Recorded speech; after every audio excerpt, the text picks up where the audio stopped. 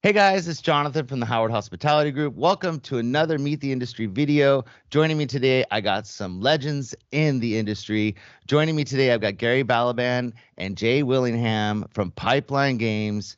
Super excited to have you guys on. Thank you for joining me this morning. I can't tell you how exciting this is for us to be interviewing you guys and to hear your history and everything that you guys got going on.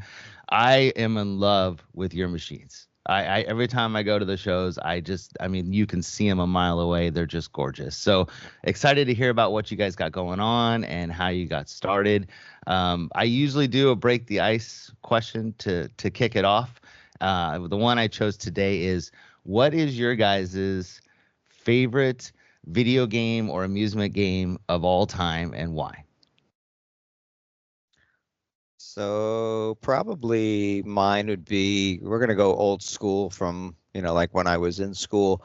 Probably, yeah, Pac-Man from back in the day, because that was a memory game. You can memorize the game on the patterns on how to play for a really, really long time. And I was thrown out of probably at least five or six of the local establishments for playing too long and keeping them from making money, to Yeah. the point where I would memorize the license plates of the managers who threw me out. So I'd check if their plates were there. I would not go in. If their plates were there, I would go in and play. And then if they came in, like usually my friends would like hover over me and allow me to make a quick exit so I didn't get in trouble again. Right, to block you? And yeah, and then I was a really good Dig Dug player too. Not as good Oh. as Pac-Man, but still that was a pattern game, and I really liked playing Dig Dug a lot back in the day. Yeah, and I remember we were talking about this in the live stream the other day is the row quarters. You used to put your quarter up there to get in line of we Yeah, all put an X on our quarter and or whatever we wanted on our yeah, quarter, and we put the quarters in line to play, and we'd always get so mad when people were good because we had to wait so long to play. yeah. I know they don't do that anymore. Yeah, but No. What about yeah. you, Jay? I gotta go with the Teenage Mutant Ninja Turtles, the four player. Nice. Love that old school cabinet. If I could get one, I'd buy it for my house. But nowadays, I think I've spent hundreds of dollars on duck cranes, because my kids, every Yeah. time we pass one, they have to have a different color, one with the eye patch or something. So not my favorite, but definitely my kids' favorite. And that's something that I didn't understand either, why ducks are so popular. Do you guys have any idea? Because to me, like if I was going to play, I wouldn't pick a duck machine. I would pick, whatever cool plush that I wanted. But for some reason, ducks do so well still. And do you guys have any idea why?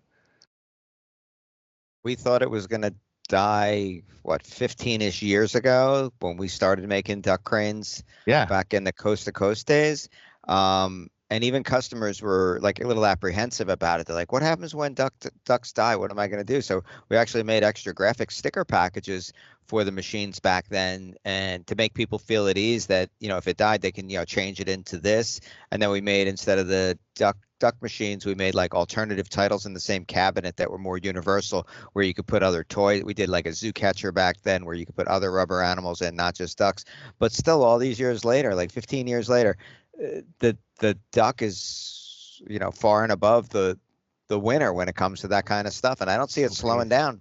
And now they're No, doing the bigger and I ones mean, I too. know there was a resurgence with Jeeps. People Yep. would buy the Jeeps, and then they all had to have the ducks in their Jeeps, and they leave them on each other's Jeeps, and so I knew that had a little bit to do with it. But as popular as they are, like the stuff I see on Facebook of how many people run ducks, like it's crazy. I had Yeah. no idea. So, all right, cool. So, what we really want to know is your history, how you got started in the industry, both of you, and where how we ended up where we are today. So I don't know who wants to go first, but tell us about how you got in the industry and your history. You want to go first, Jay? Because I grabbed the other ones. Sure, sure. Well, I'm newer to the industry. I'm really only about 7 months in now, but my whole career was in tech, and so I came on board after a long career in consulting and in technology consulting. And so as this industry has evolved, we've started to see things shift more towards adopting some of the more modern marketing strategies and just development strategies for products and services that tech did a decade ago. And so I'm trying to basically replicate some of the successes from that space now in this industry. And so I'm really excited working with Gary and the team and everyone over here. I mean, you can't put together a better team. And so we're working together slowly to put some of these new ideas into practice. And my goal is to really stand out and to be kind of more of that technology forward games company, to be really thinking the next step ahead. So when we're coming to IAPA, we're coming with new concepts that no one else has seen or no one else has come up with yet. Yeah. And you guys are doing a great job of that. I mean, when you go to your booth, there's always something new and it's always great looking. So it's amazing. So Gary, tell us your history. It's long. I know that. I've been around a little bit longer than Jay. I got to say though, Jay has embraced coming into the industry as, probably somebody that's been a player or customer for, his whole life. And I guess this is kind of like cool to be on the other side of it. And he's really embraced with the energy that is part of a fun industry, because after all, we're not selling, pipe wrenches or tires or something here. It's fun. History, like far back as I can remember, like, Saturdays going around with my mom shopping and all the different department stores and stuff that we would go to, the chain stores, they would all have like a little arcade in them. And the mall by my house had an arcade in it. And I guess it was a little bit safer back then because she would just kind of drop me there and I would just, probably without money, but I'd hang around in the arcade like all day long and, look for free games and, try to befriend the people there so I could be helpful. And, I worked in arcades. I have electronics background from my dad growing up. So I worked in arcades from when I was about 15, 16 and, fixed games for, different people along the way and started my route when I was 18, bought a couple used games, put them out, bought a couple more used games, put them out. And I'd usually go up to the distributors that we had in Jersey at the time. So I was somewhere between like, I'll take that before you throw it away, and I'll use it somewhere. And if you have closeouts on something good at a good price that I could afford, I would buy. And at the same time I was doing my route, I did a lot of I had games in almost all the fraternity houses in New Jersey also. And I just buy old stuff and put it in there. This is the days before like the PlayStation came out and before Nintendo came out. So there was no other, video game entertainment in the frat houses. So I was just making silly money back then, putting games in frat houses, and they'd beat them up and spill beer on them and everything. But I didn't care because it was so big. A friend of mine bought an arcade on the Jersey Shore, 87. And I was the manager with a sweat equity component into it. So I worked a lot of hours to get my little piece of the arcade and started some other businesses on the side and ended up buying, that part of it out and switched in my good friend John into the arcade. And then we came across some imported cranes at IAPA in like, I think 98, 99 at the Dallas trade show at IAPA. And we're looking at them and like, wow, these look kind of really, really good. And the price was really, really good. So we ended up buying a container of the cranes, mainly for our own use for the shore where we had the arcade. But they were so good, we ended up doing some ads and replay and taking some trade show booths. I think we did the spring show in, I think 99, and we took a booth. We didn't know anything about trade shows or anything back then. So we brought in some machines and we talked to people, and I think we sold like pretty much nothing, maybe like one or two machines, because it was kind of like people didn't know what to make of it because there was no imported machines back then at all. And, a lot of hard work and persistence and telling everybody the virtues of what we have, and that we're operators too, and we're using everything that we're selling. And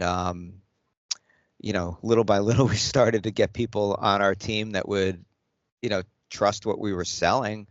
And then we picked up some distributors along the way, and we sold more and more machines, and learned how to do our business even better, as far as ordering and support. But all along, one of the key things is that we as operators have always treated our customers the way we wanted to be treated. When you buy something from somebody, make sure you have parts available, make sure it's a fair price for what you're buying, and just give them a fair shake on it. Unlike maybe some other machines that you would buy, whether it be cranes or whatever that you buy, they're overpriced, they're not proven, they don't hold up, and in 18 months there's no parts available for it, or if there is parts available, they run you over the coals because they're just so expensive.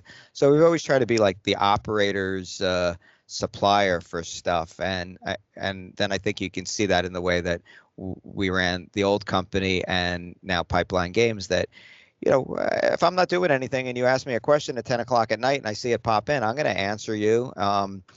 If you need parts for something that I sold you 20 years ago, I'm going to do my best to find what you need, or at least help you with it. Not say, hey, that's 20 years old, you should buy something new. If I have it, I'm going to help you.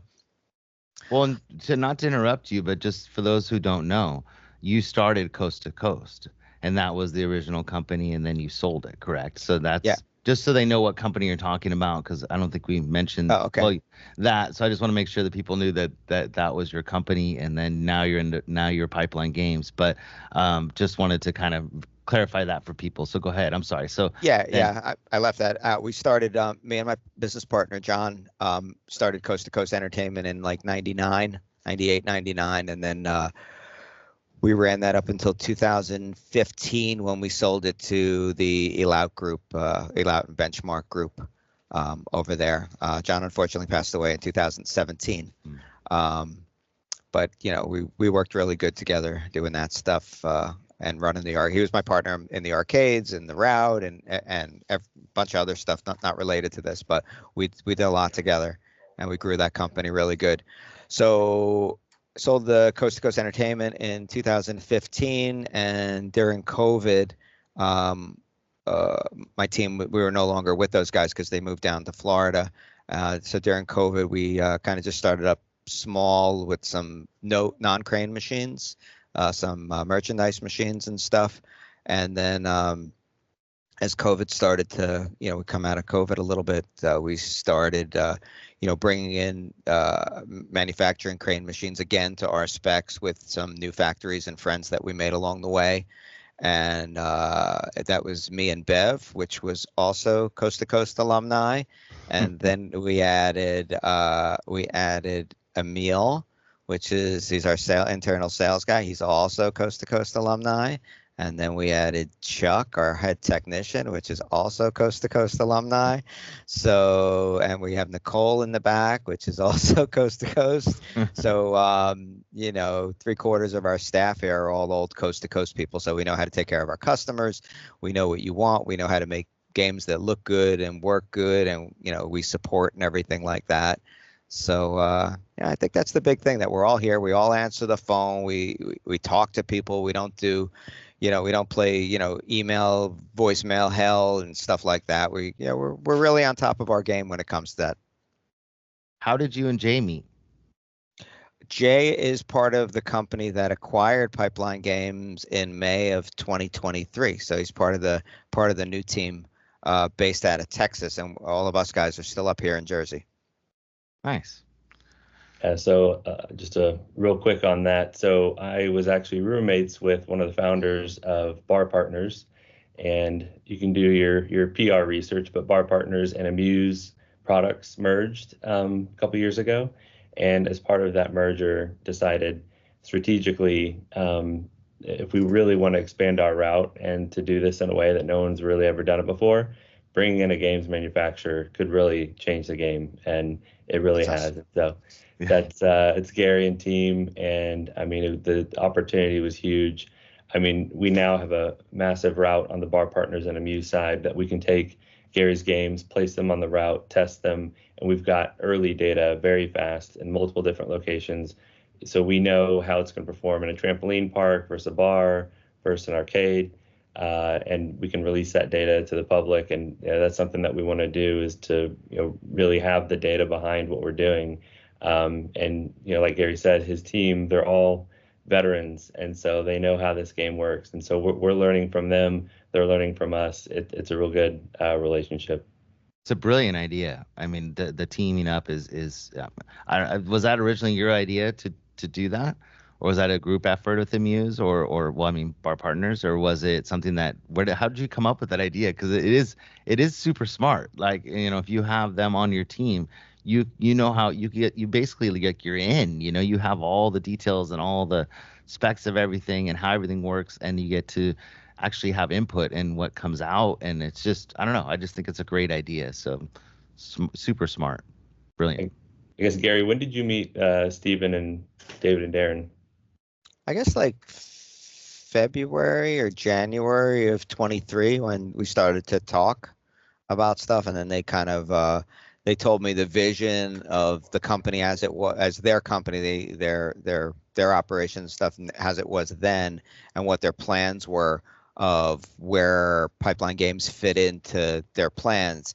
And I understood it, that it was, kind of genius to put a manufacturer of the machines into, their end of it to supply a lot of the stuff. And not only the fact that we can do, crane and merchandise machines, we could do stuff which we're working on now, which are basically stuff that Pipeline Games would probably never touch, just because it's a little bit out of our target market, price-wise and customer-wise, but stuff that they need for their operations. And if we're going to bring it into the operations, we might as well, bring it in to sell to our customers. We might not sell the numbers we need, but we're going to sell, a really a good product that at least someone's going to need on our end, which is the kind of like what we're going to be bringing to IAPA. A lot of stuff that, I would never bring in by myself, but being that they're using it, we're bringing it in.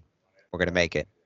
And even if it's parts of it that you're implementing from things that, that you see fit into what you're doing. So that way, it's like technology that you may not have thought of. It's just, I mean, cranes are, and well, all amusement machines are advancing so fast nowadays, and everything's turning into doing, not a lot of machines are even taking coin anymore. It's bill and credit cards. And so things are changing, and the technology and the ability to with the menus and the programming and stuff is so much more advanced now that everything's built in. It's just it's phenomenal. So every year it's something new, and it's just great. I love the industry for that reason, because it's not stagnant anymore. It's not everybody has the same crane but a different color. It's like everything is totally different, and then there's a new idea. It seems like every 6 months, which is awesome. So very cool. So great idea. So tell us, you guys, something personal about yourselves that your customers may not know. Personal. Personally, like you jet ski on the weekend. I'm just making it up. I was going to go with that. You can see it. You can see in the background over there, I have my snowboard there. I learned to snowboard when I turned about 50, and I love snowboarding now. So it's nice. Kind of, I guess you wouldn't expect me to snowboard, but no. I really love doing it, and I got it right behind me over there waiting for the snow for next year. Nice. What about you, Jay? I have a degree in sport management, which I've never used. Wow. That's but it was an easy way to graduate college at the University of Texas, and it's where I met David Lottie, who's one of the founders of Bar Partners. So, I guess it all worked out. Nice. Well, very cool. So, what is your biggest success and your biggest failure, you think, so far? It's almost like a job interview, huh? That's a job interview question. Game-wise, or what are we talking about? Anything you want. Anything you want. I guess for me, just career-wise, I've had several exits, both small agency, been a partner, as well as big company. For example, before coming over here, I was at Tableau, which was acquired by Salesforce. So I've been in the big machine, I've been in the small agency, and I've gotten to see what happens when one company acquires another company and how do those cultures mix. And I think that's another thing I'm really enjoying about this whole relationship is the cultures have just meshed really well. Nice. What about your biggest failure, you think? Some of the other businesses that I started along. That seems like every entrepreneur and every business owner has those. They have those hurdles, but definitely. What about you, Gary? I don't know, biggest like success. I mean, probably coming in at the right time, starting Pipeline Games and growing it to bigger than the previous company was in. I mean, the other company, it was 15-ish years old, and we got Pipeline over those numbers that the other company was in like 2 years with better margins. So the success was like kind of using everything that we learned and my great team that I have with me here to, come into the market. And the previous customers were kind of waiting for, something like we offered to come back. And which is real interesting was during COVID, I was on a lot of Zoom calls or conference calls with a lot of, we'll call them old timers that were in the business. Some probably know because they're on your boards and stuff, that were just basically like, doom and gloom. This is going to kill us. I've been doing this for 30 years. I've never seen it this bad. I have no money coming in. And I was the guy on the calls is like, guys, when this breaks, which it will, we'll come out of this. I said, if you don't step up and get ready to take advantage of what's going to happen, the growth and everything like that, all these new guys, these young guys are going to come in and they're going to take everything that you worked hard for. And sure enough, I mean, the demographic of Pipeline Games customer as well as our competitors seem to all be guys under 40 that were not in this business 3 or 4 years ago. That maybe through whatever happened during COVID, they lost their job. They wanted to like redirect themselves and find, a new reason to, be out there, that have entered our business and are just, kicking ass because the other guys just were sleeping and the new guys came in. Yeah. So I'm real proud of what we did in the time frame we did it, and the mark this company is going to leave on the industry. As with the other company, long after I'm gone, there's going to be, Pipeline Games stuff, kicking around the country, or the world. Well, and I think because we, when we started out, we didn't really know what we wanted to do and who we wanted to touch, and we didn't know people in the industry, but we went to the conferences and we met people and stuff like that. But it is very hard to earn the respect of the older vendors, and luckily you had been in the industry a long time, so I'm sure that helped you to keep a lot of those customers. And there's a lot of new people in there too, but we're hoping that through things like this with our interviews and the stuff that we're doing, and we created that claw stand for the minis so people can, hopefully that'll help them on their route. And so we're hoping that the same thing is that we want to be able to touch everybody, and then hope that everybody in the industry will buy from everybody, and that everybody grows, because it's not just, the new people that need machines, the old people need machines too. So definitely great that you came from that history, and I think that's going to help you a lot, even with the older people too. So what's your favorite product? And this, I guess, Jay, you can do this for both companies, but what is your favorite product that you sell? Not like necessarily the best selling one, but what's your favorite? So on the Pipeline game side, I mean, the cut to win, you can't beat it. There's no better cutting game on the market. You ask anyone who's owned both machines. I mean, everyone is drawn to it. It's just really well made. The design. It looks awesome. Yeah. The technology behind it, just the consistency. It's just flies off the shelf for us, and great unit economics. I guess on the Amuse and Bar Partner side, hoops. We put the ice machine basketball hoops in every bar we can that has a space, and they just crush. So there's maintenance involved, drunk people getting inside the machine and all that. But man, those things print money. Nice. Very cool. What about you, Gary? What's your favorite? It could be an old one that you don't even carry anymore, but what's your favorite machine that you sell? I like the Clawmania, the new one we do. I just like the look. I think we're going to get a lot of miles out of that one, kind of like from coast to coast. We did Toy Taxi and ran it for over 10 years, and there's so many of them out there. I think that's going to be this company's Toy Taxi. I also really like our capsule vending machine, even though we haven't gotten the market penetration that we really should have on that to get some of the bulk guys to be able to sell a capsule instead of 50 cents or 75 cents, to sell that capsule for $2 and get it and the customer gets a good value too. I really think that's that one. I think a lot of people are missing the boat on it. I'm really proud of that machine because that's something that we made 100% from scratch. There wasn't. We did not like there was cranes before me. There'll be cranes after me, but this is something that we took and made it so the bulk that's been around forever, can vend to the customer at a fair price and put higher quality stuff in there for to command the higher price on it. So I'm real proud of that. We'll get there. I think the market's there because gotcha machines are so popular. Yeah. That and they just need to. I think it just needs to bleed in our industry a little bit more because I don't think people see, the popularity of how popular they really are. They're just not.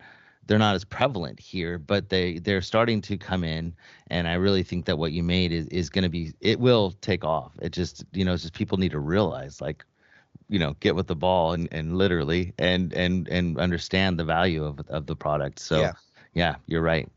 The name of that machine is Amazing Prizes. On our side. I just got back from Japan. I was there for about 12 days, and those gotcha machines are everywhere. Oh yeah, and they're huge. And I mean, and it's all about the higher the quality, they sell more. And that's we've talked to several people because we were talking about maybe trying to get somebody to get gotcha machines because they are very popular. But they said that what's in them, I mean, they're doing like ceramic dolls in them, and they're getting like super fancy and nice, and people are going nuts for them, and they're doing limited series collectibles in them now. So then you'd want to get them before they run out because there's only 600 of them made. So then people are rushing to these machines to get the stuff out of them. And so I think that's coming. I really do. I think it's something that's just it's not quite hit yet. So I think you're ahead of the game, Gary, actually. And it's not cheap either. When you use the gotcha machines in Japan and the ones I've seen here and China too, they're a minimum $4 or $5 US a vend, up to $10 a vend. So they understand the concept and they understand the product that goes in them to collect some good money as the operator of that. Yeah, and I think it's just a culture thing too, where people here haven't caught on as well as it is there about it's grown into this culture of we must have these and we must collect them, and I just don't think it's quite there yet. But I think you're ahead of the game, so very smart. What is your best selling product that you guys sell? Right now, we're doing a lot of cut-to-wins still, the full-size cut-to-win. We're doing an awful lot of the mini cut-to-wins.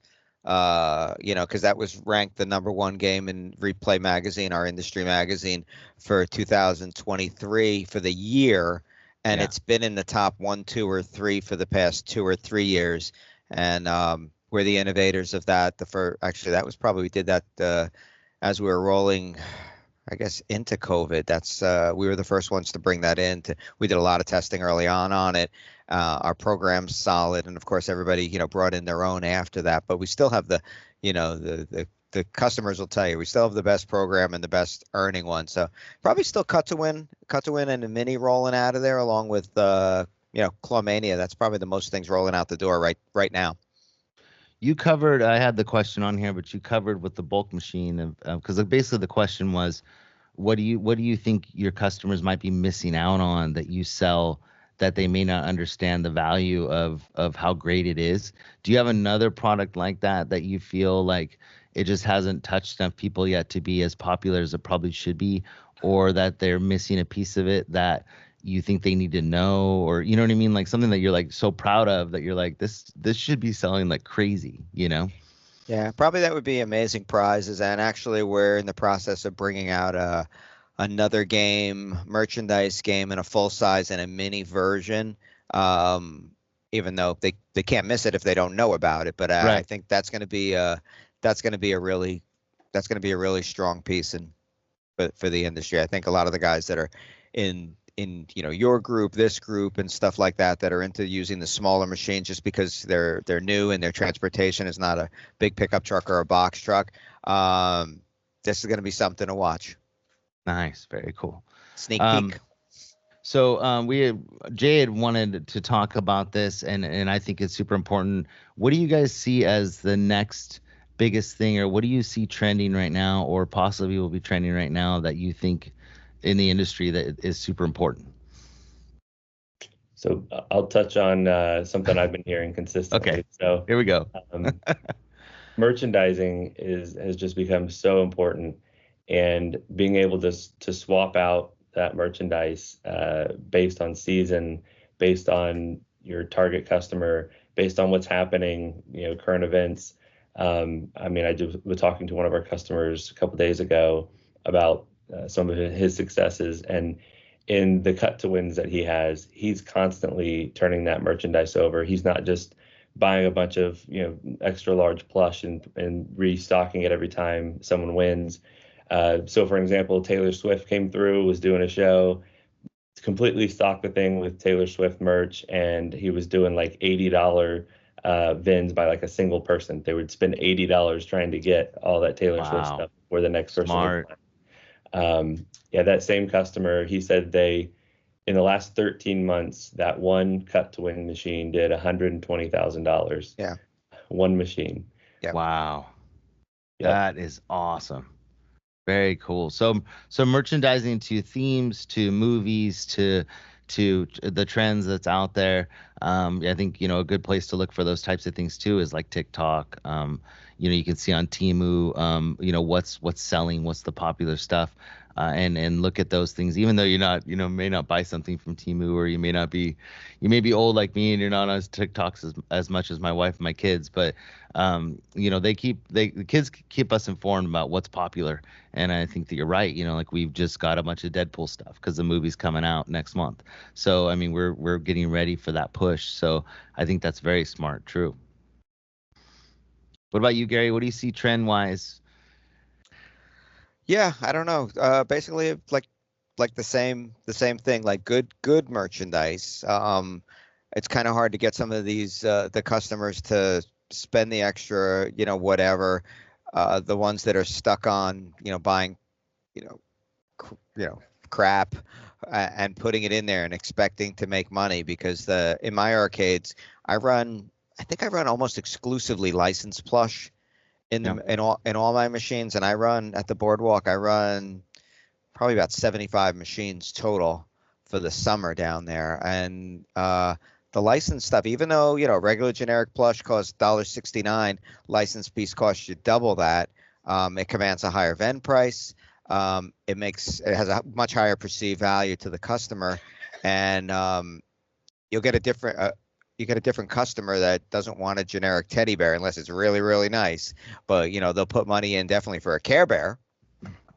Well, and I think you're right, and I think that a lot of people get lost in the fact of that they don't see the value in what they're putting in their machines. But if you I have kids, so and they're the ones that run the business, so they started the business, but they have no problem going to Five Below and spending $10 or $15 on something that that we could get from like Good Stuff or somewhere like that, to put in our machine for like $3 or $4 a piece or whatever it may be. And they're spending $15 on it, and everybody else is too. So the fact that you put it in your machine and charge $2 a play or $4, whatever it may be, that's not that far off for people. If they want something, they'll buy it, and they'll play for it. But I think that don't sell yourself short is what I'm trying to say, is that the kids will go out and spend tons of money on that stuff, somewhere else. So definitely don't miss out. like you Go were ahead. saying, I've been saying for a long time now, like, people say, oh, what should I put in my machines? What should I put in my machines? I always say, like, go to Five Below now that we have Five Below. Most of the country has Five Below. Go see what they have, because they have Yeah. people that are making a lot of money on their buying staff and their marketing staff to tell Five Below what goes on these shelves. The Yeah. same thing goes for like the holiday goods. People ask me, not really related, but like, when do I put Christmas out? When do I put Easter out? Walk into Walmart, walk into Target. When they've got it out, when you walk through the door, that's when you put it out. Yeah. These people are making, somebody's making a lot of money as a salary to tell Walmart when and where that, goes in the store. Just follow them. It's free. Just walk in the store, That's you very know. smart. Very smart. And it's true. And that's the thing is whatever's on the end caps, Yep, on a that's it. Walmart. Mm-hmm.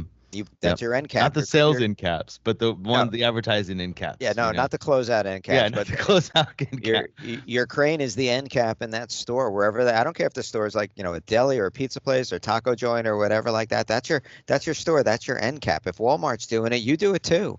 Yeah, very smart. It's so true. And they are. And as soon as a movie is out or Yeah, coming out, the stuff's out on the shelves. And so that that's your time to put the stuff out. So we actually have some of the Deadpool things in our machine mm, now because people already are excited about the movie coming out. So they want to have it before the movie comes out, so it's actually selling very well for us. So right. think about that.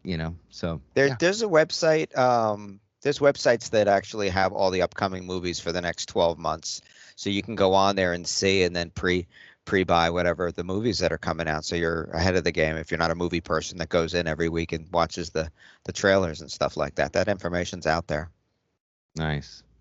So what do you think, or sorry, let me go back and read the question correctly. What who are your favorite people to follow in the business and that you maybe that you maybe work with or that you think are doing a great job in the industry that you follow? Are we gonna name names here? Really call people out? Yeah. Yeah. Yeah. I mean, I mean, especially if they're friends of yours that you think do a great job at what they do, like Yeah. the whole point of this is to kind of help people find things. So I think that, yeah, for sure, call them out. Want me to go, Jay? Yeah, go ahead. There's a lot of people that I've met, and they're all new people, and I'm following them, watching what they're doing, because they're new and they don't have the old notions of what was done 20 years ago that works. So I'll call them out here. I like Alan and Brad at the Ball garage. pinball. Yeah, Pinball Girl. Come Thank you. across, yeah. Thank you, my people here. Pinball Girl. I like those. They're super, super smart guys. Not in the industry for, more than a few years. Innovative. They hear and see stuff differently and they act on it fast. Another guy, Ed Galabowski. He's another one that's kind of new and they're energized about the industry. Rob Pollard in California, who's doing the crane rooms out there. Yeah, Claudette. And yeah, Mhm. Claudaddy, I'm watching him.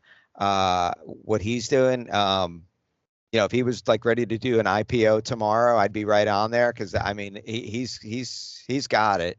A really really cool guy to talk to, and James Pepion, I'm watching him too. And all these guys weren't here 5 years ago, I think. I mean, somebody can correct me if I'm wrong later. And they're the ones that are bringing all the energy and the new stuff. I'm sure I missed, probably a handful of my good customers over there. Those are the ones that just come to mind. But those guys are doing it. Yeah. And it's exciting, and the different ideas. The claw rooms have really taken off, and you're seeing them pop up kind of everywhere. But there's a few like James and Rob that they do it different and they do it really well. And I think that's what sells it. Like anybody can open a room and throw some claws in it, but you really got to make it sing. And I think they do a really good job of that. And you notice with Rob, like all of his stores have a theme. They all look the same, and it's a brand. He brands it, which is awesome. Not only his machines, but the walls, everything that he does. And so it's a Claudaddy place when you go in there. And I think that's his goal, is to build a brand, and he does a very good job of that. So he's really good at it. And he's a cool guy, so that helps too. What book, movie, or television show do you think helped you guide you as you were getting into business or over the years? Jay? or just who you are? Oof. I feel like a lot of the more like woo-woo books helped me kind of cross over a chasm, like right in the middle of my career. So there's a book called The Untethered Soul. Mm.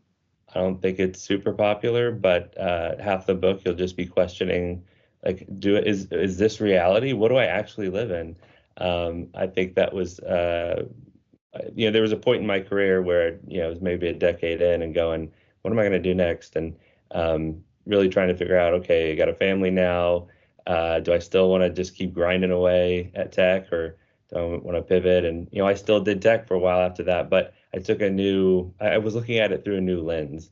And it New was really about goal. where can I Yeah. go and affect change, and still bring joy to the people around me, of course, my family, and support, friends and family around me. And that's kind of the new angle I took after reading that book.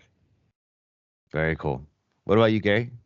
Over the years, I've read a lot of different like business books, marketing books, management books, and stuff like that.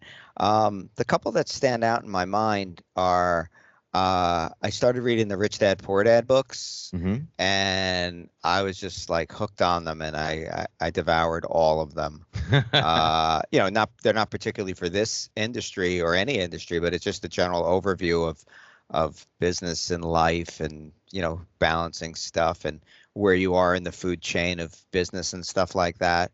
I like those. I recommend those to people as much as possible, the people that are interested. And then I've also read, follow, and tell anybody who will listen the Dave Ramsey books too.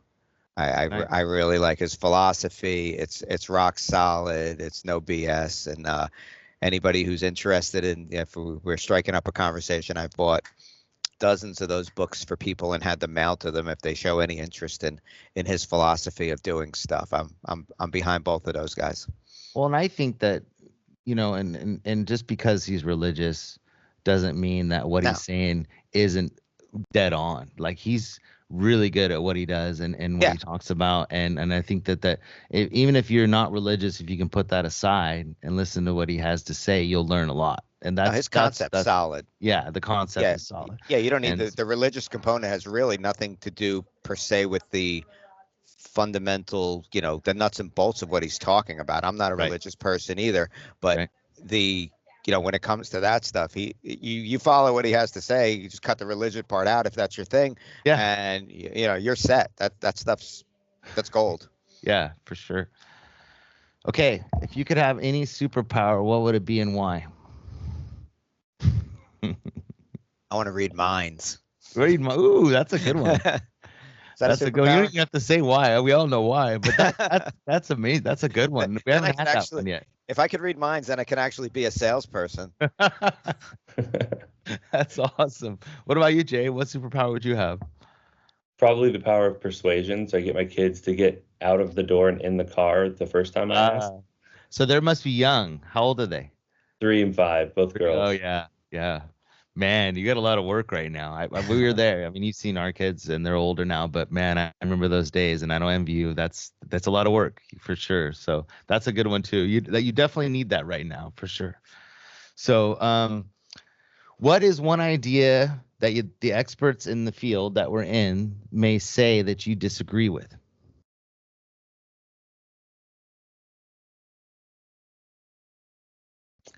The experts in the field. Well, or even the long-term vendors, whatever it may be, that you disagree with. I highly disagree with I don't know if they're experts, but the bigger people in the industry telling you need to buy this $20,000-$30,000 whatever it is, VR, big driver, some new concept or whatever like that. I guess for a lot of people, like, if you're Dave and Buster's, if you're Chuck E. Cheese, if you're, round one main event, you can buy that stuff. Me and my arcades, which are, on the small side and seasonal, and my customers and the people I talk to on a, regular basis, there's no room for us to buy that kind of crazy expensive stuff. The return on investment is just not there.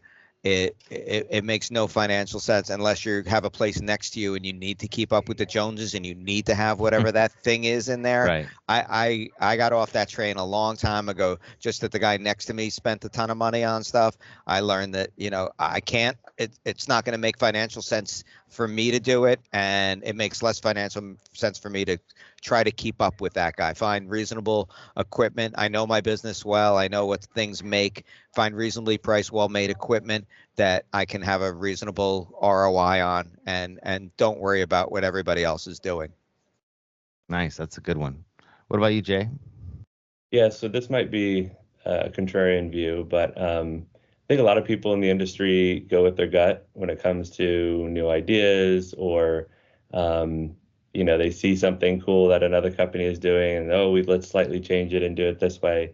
And I think on the Amuse and Bar Partner side, we're so big now that we have all this proprietary data, and we've really just become extremely data driven. And so we can do, and we do this every single quarter, we break down our unit economics for every single machine, every single location, and we want to understand, what's our current CapEx, and then each machine, like what's our average break even, what's our average revenue in a trampoline park versus a bar, Austin versus Maine, right? And so we're constantly looking at the data that's coming out of our machines and either pivoting or making decisions based on that. And then another thing we've been doing recently, we are working with a company called Placer.ai, and what they do is they monitor foot traffic data and linger data. So how long do people hang out in a location?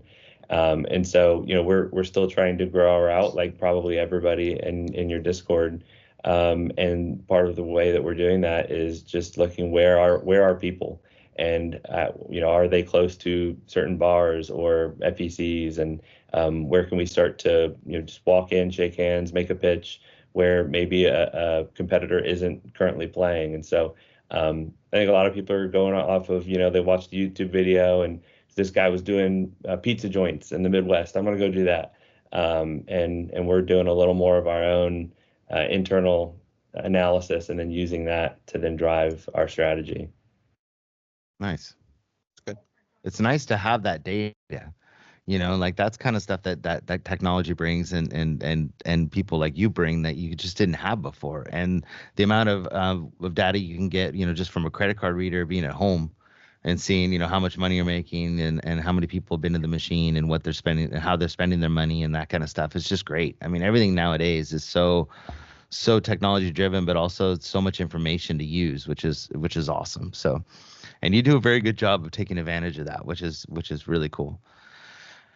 So, this is let's see, how do I want to phrase this one? Do you have any good stories, or how do you deal with rude customers, or any good stories in the past of kind of crazy customers or anything like that?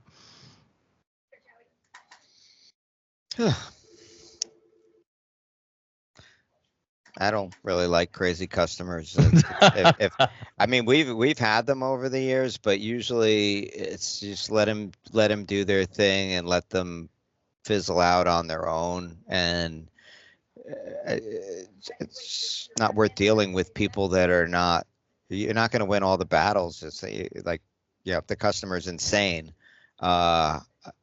just politely, okay, that's good, kind of like yes them, and the world will take care of itself. What about you, Jay? Do you have any stories? Sure. So both on the tech side and now what I've seen coming over to this industry, you have to fire fast. If you have a customer that's causing you a lot of headache, I mean, even if you're making good money but they're they're calling and asking you to do things that are outside of the norm. We have some customers that want us to refresh games every couple months, and it just doesn't make economic sense for us, especially on a profit share model. And they know what they're getting into at the front, right? Like, you're not paying for the games, we're dropping them in there for free. And so when we have situations like that where customers just really don't understand the model, or they're asking for too many things, we're willing to let go of that customer, because that's a time suck for both our support team and our sales team, and everyone involved. So what we do is just quickly pivot and try to grow the route in a different way. Yeah. And I really feel like, when you have a good staff, like it sounds like Gary does, and especially with customer service, that does help a lot. Because a lot of times you having that customer service that's patient enough just to let the person vent and tell their story, that's sometimes all they need. That's all they need to do is just vent, and good customer service people can do that. But I totally know what you're saying. So luckily a good team helps too. So it's nice that Gary has that, and it's really helpful. So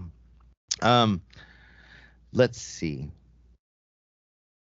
What do you think there in the industry is kind of similar to the question before, but what do you think there is any myths that you think are in the industry that aren't true? Passive income. There's a good one. Yes. Hands off passive income. You're gonna put your machine out there and you're gonna sit on the beach and there's gonna be money and you're never ever gonna have to go there other than just to collect the money. That's a really good one. That's some of these biz op guys that are popping in there. Yeah, just put it out there and you'll make a ton. This is a job. You're gonna get dirty. You're gonna get a call on Friday night that your machine's broken or it's jammed or whatever like that. One, yeah. It's like the people that think it's 100% passive. I mean, you don't have to go today. Maybe you go tomorrow and fix the machine. But yeah, it's still a learning curve to learn, what we do, and then it's not totally hands off. Yeah. What about you, Jay? Any myths you've since you're new to the industry? Maybe you had a myth that you thought, huh? What'd you say? I've heard some things. Okay. You want to share any of those? Yeah. So I think what we've seen, and I mean, this has been for a while now, but even more, we're seeing this where you go to IAAPA or Amusement Expo and there's 8 companies and they're all releasing the same thing at the same time. It's pretty much the same machine. And, walking around, the myth might be, oh, so many people are doing it, must be performing really well. It could just be they all saw it overseas at some point and all saw an opportunity and the manufacturers said, let's get on this quickly, and then they bring it over. And I think one big difference is Gary has been going to China for, since 90, probably, I don't know, sometime in the 90s, right? So he's got really good relationships there. They'll tell him straight up, this is going to perform. This is probably something you should probably stay away from. And I mean, you've been to China twice, I think, so far this year. You got a couple more trips planning to go and talk to folks over there. So it's helpful to have that relationship. Just so you know, I fit well into a suitcase. Okay. Okay. Got to pay a baggage fee then for you. Hey, no problem. I'll pay that. What do you think makes Pipeline Games different in the industry, and what makes you stand out compared to others that may be selling machines? I think the biggest thing is that we're operators too, and now our parent company are operators too. So like Jay was saying, when somebody sees something overseas, which is easy enough to do now, easier than it was 15, 20 years ago, everybody can have whatever that is, in 90 days to their booth. But when we do something, I look at it from an operator, number one, number two, as a technician. Like when I look at something, I was like, what are you thinking? How are we going to work on that? I can't even get my small hands in there. Yeah. The Americans are not the people over there. Why is this made out of, 1/8-inch plexiglass when it should be 1/4-inch plexiglass? It's going to break, or they do stupid things by just putting parts in the wrong place or using substandard parts that just are not going to last. So we try to fix those things before they get to the customers. And that's why we have our Pipeline Games testing club, which is kind of like once I go over and we bring some samples in and I spend some time over there working on stuff, we do try to get a handful of machines out to good operators to help us with the process a little bit. Another thing is like software. The mindset of the programmers over in Asia is good. That's what they've been taught. But a lot of times it just makes absolutely no sense to us when we see something and say, why does it work like that? That's insane to do it like that. So getting the software right before we even put it out for test here, and I know I've seen over the years, like people that bring in stuff and it just doesn't work the way it should for our market, and then they're sending out software fixes, or where they brought in something and it's the metal's too thin, or it's sharp, or it's dangerous or something like that. So we're not perfect by any means, but at least I got 20, 30 years of experience to try to fix some of the problems before the customers get them and put the stuff out there, and then they experience the problems. That's nice. What really, and the team we have here of people who care about what they do and make sure that the customer is taken care of. We have a good sized, robust team of veterans here. Nice. And just to add on to what Gary said, maintenance is so important. When you need to work that into your pro forma as you're working up, whether it's a new route or a new customer with multiple locations, you need to be thinking, what's my maintenance budget for this new endeavor? And you have one tipped over claw machine that breaks the month or potentially the quarter, right? So, right. We think about all of those things. Y'all recently released something to help prevent tipping, right, Jonathan? Yes, we have our claw stand. Yeah, and it's phenomenal. It's about 8 months worth of research. It sounds like Gary and I are a lot alike in that way, that we built 6 prototypes in the 6 or 8 months that we were working on it, and finally came up with a good working idea. And it works. Like, it really works, and it solves that issue that everybody's having. So we're very excited about that. So we're hoping that it takes off, and that people, it's not a lot of money for us. It's just to help the industry, and we're very excited about that. So we're hoping that people really like it. And so that and a couple other products that we're working on to help people that we just seen, like Gary said, you see a hole, or you see something that needs either fixing or a solution of some kind. And that's kind of, we've kind of, from talking to people and having the Discord and having our watching the Facebook groups and stuff, you see a lot of pockets that need to be filled. And so, very cool. What's your favorite part of your guys' job? And what's your least favorite? I get to work with my friends every day, and I get to talk about games. I don't think there's anything better than that. Yeah, it is pretty awesome industry. What about you, Gary? I enjoy being with everybody here in the office because it's a great team. It's a really good informal atmosphere that goes on here, and I really like just getting on that plane and landing overseas and spending the time, sitting in the factories. Everybody we work with over there it's informal. I mean, if anybody has any visions of putting on suits and sitting in a big, nice, brightly lit room and having somebody serve you coffee, it's not like that a lot of times, where it's just this small room, and and a lot of times I spent dressed like this in jeans and sitting on the floor and digging my head in something over there, and then going out to lunch, and then just talking about what we did, and throwing ideas around and stuff like that, through creativity, and just kind of wandering around. And maybe we've had a lot of just like happenstance meetings where you see something and you didn't think you were going to be there seeing something, and like, hey, what's that? Oh, let's go check that out. Short story. We were making one of our games back at Coast to Coast, and it was called Prize Line, and we were going to that factory just to see it being made or whatever. And I think it was next door or in front of. We saw a guy making. He had a small printing press, and he was printing tickets right there, the old paper tickets for the machines. I ended up talking to him and whatever. And so, long story short, by the end of the day, we were in the ticket business selling tickets, and in a short amount of time, we were their biggest customer, and we were doing 7 figures worth of tickets, with this guy, and now he's got a big building and a BMW, and he's got 7 presses and all this. And if we wouldn't been going there to that factory, the other company never would have been in the ticket business. And and it just met so many really good, honest people over the years to work with. That's what I really like. And the stuff I really don't like is the day-to-day stuff. I mean, and now with the bigger company above us, I mean, they handle the HR, but firing, I don't like doing that. Thank God I don't have to do it that often. Hiring, so. As you can probably see, I really hate cleaning my desk in my area. so I don't like doing that. Anything you don't like, Jay?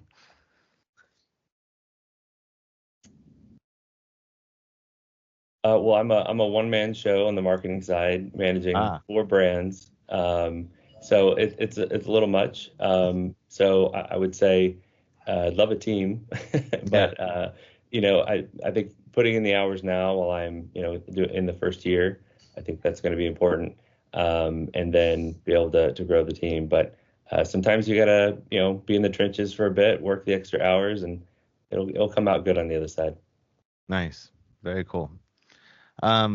What advice would you guys give to new owners or new business owners or people getting into the industry and even older vendors that are in the industry? What advice would you give to them?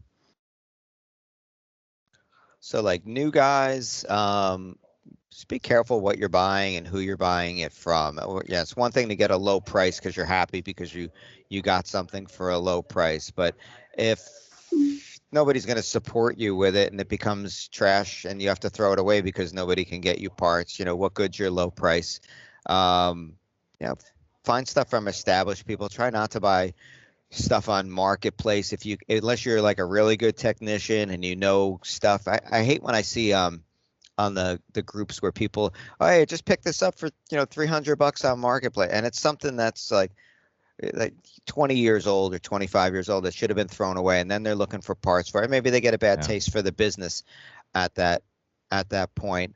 For the newer guys, just be careful, ask questions, talk to the new guys that are doing good and take the advice from them. And for the older guys, start getting rid of that old stuff that's out there that's 20, 25 years old. It looks old. Your customers know what looks old. If you walk through the parking lot, what a 15 or 20-year-old Cadillac or Mercedes or BMW looks like versus a new one. Your customers know the same thing on your cranes, and it's been proven that putting something brand new that's modern with the LED lights and stuff like that, brings up revenue 50% or more. So let go of that stuff. It doesn't owe you anything. Maybe you'll get lucky and put it on Marketplace and get some other new guy to give you $200 for it. But invest in new equipment once in a while. Modernize your stuff, just like people buy new cars and new refrigerators because they, maybe they need them too. But people like the way new stuff looks. Good. What about you, Jay? Yeah, I would say for the new guys, and this is coming from the tech world and really bringing this over, is really start breaking down your potential earnings based on machine. And I think a lot of people are thinking, I can only get into this level of machine, and I'll just grow slowly as cash flow comes in. But I mean, if you were to look at a tech product, if you get really smart about leveraging debt and understanding potential ROI, which is faster with a more expensive machine, you're going to be able to grow your route a lot faster. So I would say from day one, start breaking down every machine, write up a pro forma, talk to other people that have that machine. How is it earning? What are you putting in it? And don't just limit yourself to kind of what everybody else is doing. Look at the big guys. What are the big guys doing? There's a reason they're not running smaller machines, right? And even if they're putting them in malls, they're running big machines. So it's kind of what Gary was saying is new, bigger, focus on the merchandising. And then for the old guys, I mean, it's almost the same thing. It's at IAPA, I'm curious to see what we see this year. Walking around last year, I mean, there were a couple VR things that I saw, but I feel like the VR craze, there might be a couple winners, but I don't know if there's going to be much more after that. And so I'm curious what the next evolution of arcades and gaming is going to be. And so I would say start innovating. Don't just keep bringing VR concepts because there's too many right now. Yeah. I want to add to the new guys, if I can, that when you start out, and I see a lot of the guys with the mini cranes, and like Jay said, there's a reason the big guys are not running the mini cranes. I mean, it's cool that you can buy something for $1,000, and it's cool that you can make a little bit of money on it. And unless those guys are going to scale where you have 50, 75, 100 machines, which some of the people I've met at the shows do have 50 or 100 of the mini cranes. This is what I've seen happen over the years, over and over again. You get one or two, it's good for a couple weeks. There's not enough good product for those small machines just because they're physically limited. And then you're going to lose interest. Your customers are going to lose interest. So you're going to say, oh, it did $100 this week or month. And then the next month it's going to go in half, and then it's going to go in half again. And then you're going to get discouraged. At least if you go with a normal size machine, normal being 20, 24 inch and up, there's a wide variety of product that you can put out there and change it up and keep it interesting. But on the same note, if you get into the business and you say, I'm going to put one machine out or two machines, after a while, you're also going to get bored with, all right, so I pick up $100 this month and $100 next month. And then you're going to get bored, and it's going to be, you're going to ignore it. It's going to make less money. So sooner than later, to scale to at least 5 or 10 machines, so you can feel good at the end of the day when you come back and you got like, a couple $1,000 in your pocket, then it gets exciting. But it's a rat race in the business, because then you're always looking for locations, growing locations, losing locations, but that's our business. So you always got to be growing and looking for more locations and stuff like that. Nice. So I know you can't share all the details and spill the beans, but what can we expect from Pipeline Games in the future, and what's next for you guys? Well, Jay's helping us with a new crane that we're going to show at IAPA, we hope. Exciting. Very cool. Technology driven, obviously. Yeah. That's all he's going to say. Yeah. Where we have about there's like, I think there's 4 things that we're doing primarily on the Bar Partners Amuse side that will be shown at IAPA as Pipeline Games stuff. And then I have a whole list on my wall over here there's about 7 things on there. I don't know if they're probably not going to make it before IAPA, but there is a bunch of stuff that we're working on that are primarily Pipeline Games focused stuff that we're working on. All mostly merchandise machines. We're kind of reinventing the wheel on something older that we're going to make in a full size and a mini. Hopefully we'll have some info on that in the next 30 to 45 days for Pipeline Games Testing Club people, and some photographs. Nice. That was part of the fruits of the last trip that we went on. And that wasn't on the radar. We just kind of wandered in somewhere and be like, you know what? I think that would be a really good thing. And I have high hopes for that, value priced, and a lot of the new guys that are in the industry probably have never seen this piece or the version of it that we're going to be doing. So that'll be pretty exciting. Hey, you never know when the email comes in where I see something interesting and be like, yeah, let's give that a try. Every day's new. So any final thoughts you guys want to leave with for the viewers? So I'll say thanks so much for having us on this and being able to tell our story. We're super excited to join the Discord. We now have a dedicated channel in the Discord, so please hop in there, ask questions. Myself and Gary will be responding to those, and if the volume's high enough, we'll bring in some other folks who can help. If you've ever seen any of the activity in any of the Facebook groups, like the FEC Facebook groups, Gary's very active. Like he said, he'll be up at 11 o'clock at night responding to people. So feel free to hop in there, and we're going to be doing some exclusive promotions and other things for the Discord group.